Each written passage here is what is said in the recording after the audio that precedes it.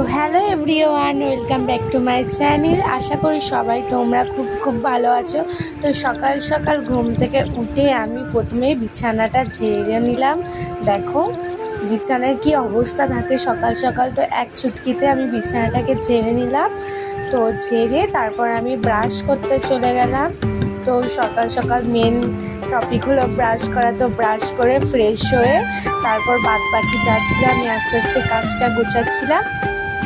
তো মুখটা ভালো করে মুছে প্রথমে আমি সবার আগে করি, সেটা হলো কাঁচ পরিষ্কার করা।